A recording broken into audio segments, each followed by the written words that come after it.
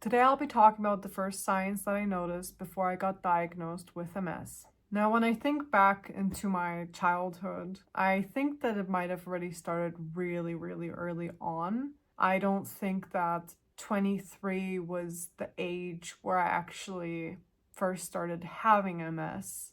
If I think back to the symptoms that did show up and overlap with the symptoms that I experience now intensively. I have always noticed already since I was a child that my energy levels are quite a lot different to other children, especially as I became older and I became a teenager.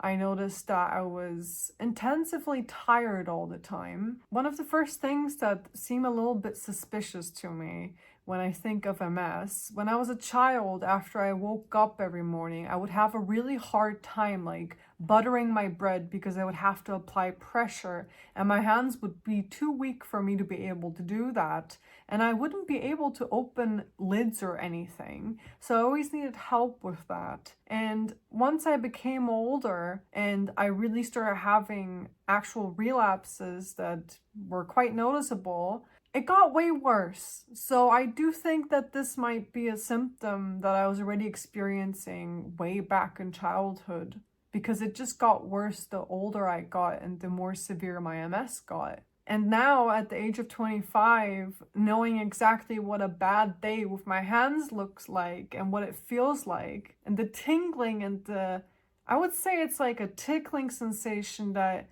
is so hard to stomach that it actually kind of hurts in some way, because it just tickles that much when you try to like open something or hold something as hard as you can. And I know that feeling too well. I already experienced the exact same feeling in childhood, just a little bit more mild. So I'm very, very certain that this already started in childhood. Another thing that I already experienced in childhood was eye movement pain. Like if I moved my eyes like into the corner, I would experience pain. And back then my mom would just say like, oh, it's just optic neuritis, don't worry about it, people get that all the time.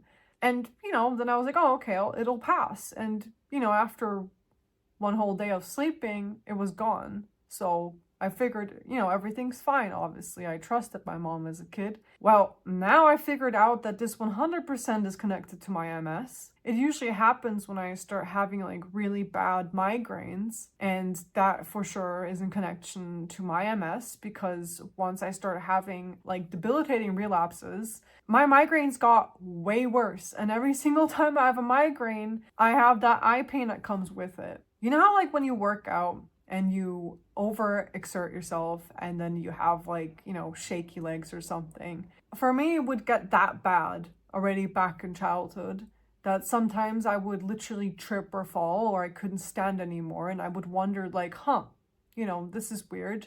Other kids don't seem to, have the same effect of, oh crap, I can't anymore, They just seem to kind of like push through it as they're advised to do in sports class or something. And I wasn't really able to do that much. When I was 14, I had mononucleosis, so I was Epstein-Barr Virus positive, and I was really, really, really tired all the time. And I thought I was just really depressed. I went to my doctor and I told him like, hey, I've been so depressed lately. I've been sleeping so much. I don't know what the hell is going on with me.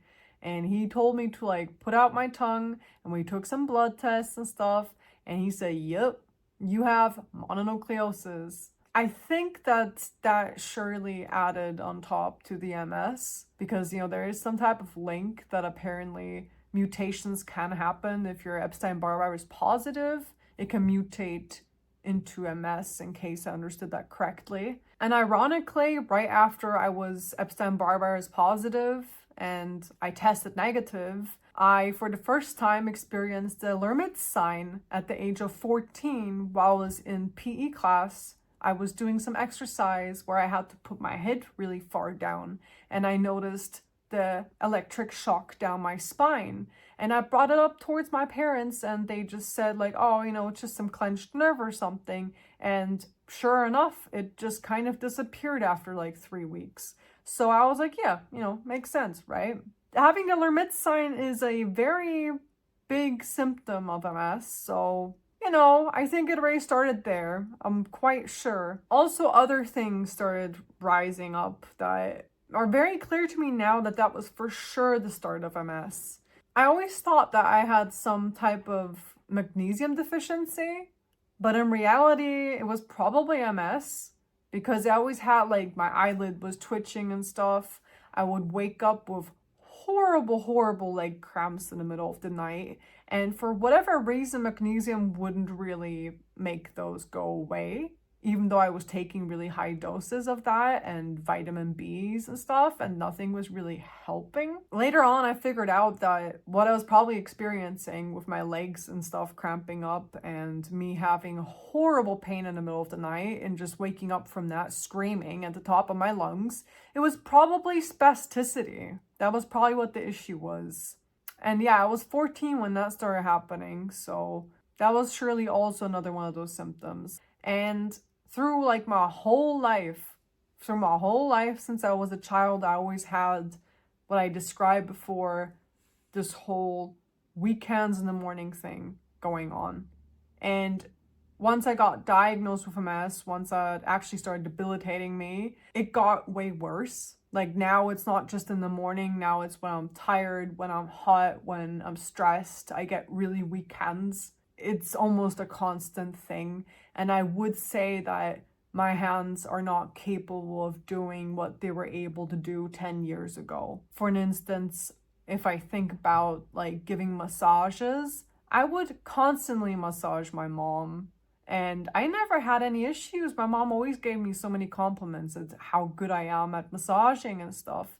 And now when I try to massage my boyfriend, I get horrible shaky hands afterwards and horrible cramps as well in my hands. And I just kind of try to push through, but I know I'm not supposed to be doing that. The symptoms that I was experiencing, like right before I got diagnosed, the very first one was the Lhermitte sign again. Like I said before, I put my head down. I just had this weird like electrocuting sensation down my spine and everything was tingling like really badly. That was the first symptom that made me go, something's not right. I should maybe, mention this towards my doctor. Another symptom that I was experiencing was shortness of breath, but I was also like a pretty heavy smoker. I was smoking like 1.5 to 2 packages a day. But the thing is, before I had my first relapse, I never, ever had like shortness of breath of smoking, ever. Like I never had any issues, no discomfort, nothing. And then I had my first relapse that I didn't realize yet at the time. And yeah, I was experiencing horrible chest pain and shortness of breath the whole time. And that got me really worried.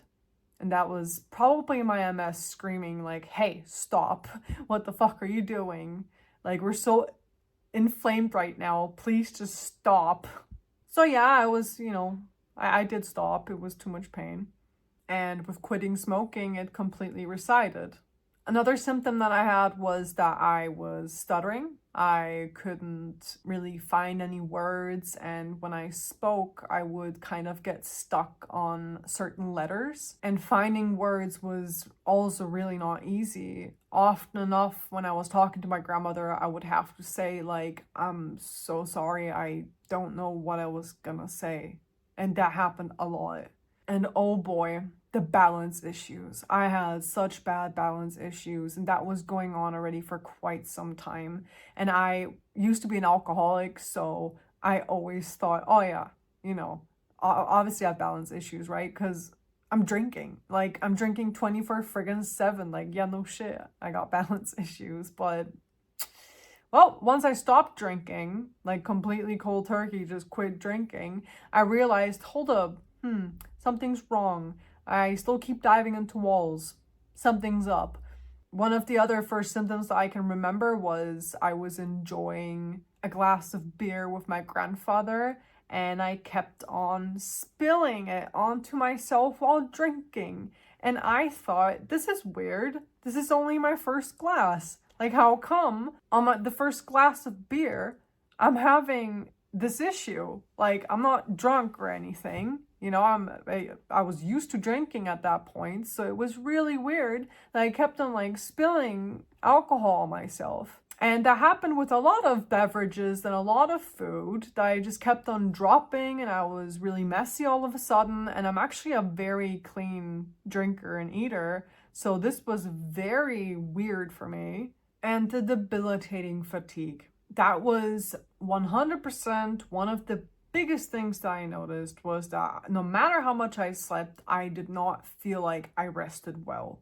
All I could do was just lay in bed and maybe move to the restroom and maybe to my fridge. I noticed that I was so tired, and I just kept on thinking, oh, well, I was sick, you know, at this point, I was sick at that point. Maybe it's just that. Maybe it's just like a cold, you know, that is still sticking around or something. Maybe it was the flu that's still sticking around.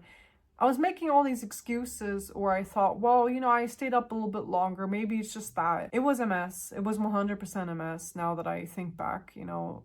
Of course it was. That, again, I was having a relapse and I didn't know that I was having one. Then all of those symptoms pretty much led to my diagnosis. And at the point that I got diagnosed, all of those symptoms already pretty much cleared up at that point. And then I had my second relapse, and then it was very clear that I have relapsing remitting MS. So yeah, those were my first signs that I noticed before I got diagnosed with MS.